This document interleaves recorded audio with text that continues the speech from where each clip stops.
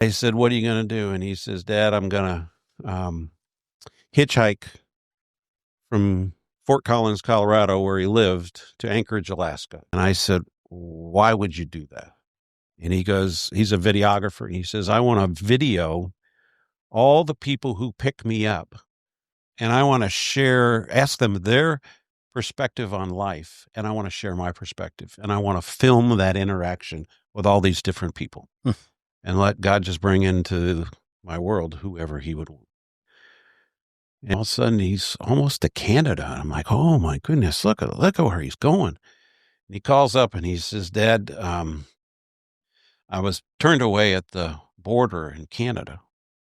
They wouldn't let me in." I said, "Well, you have your passport?" He said, "Yeah." I said, "Well, why won't they let you in?" He says, "Well, I don't have any money." I said, "You don't have any money? How do you not have any money on this 3,000-mile trip?" He goes, I said, "Well, just show him your credit cards." He goes, "Well, I didn't bring any credit cards." I said, "Son, you're telling me that you went on this trip and you have no money and no credit cards?" And he said, "Yeah." And I was not happy as a dad, not proud of how I reacted. And I said, "Why?" And he said, "If I'd have brought that, all that would have done is limit what God can do." Mm. And at that moment, I was blown away as a dad. Like, wow. My son did not miss a meal. He slept alongside in a sleeping bag a number of nights, but many nights somebody would take him in. He had 52 rides, and he has 52 stories, and he made it to Anchorage.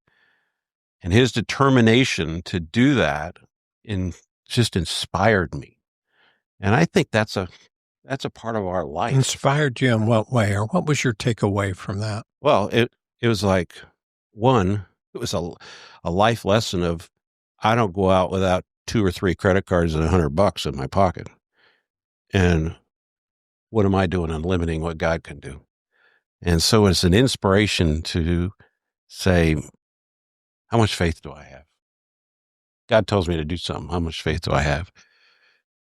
If you have somebody in mind that you think you ought to reach out to have breakfast with, have lunch with, talk about their faith journey, go for it. Go for it.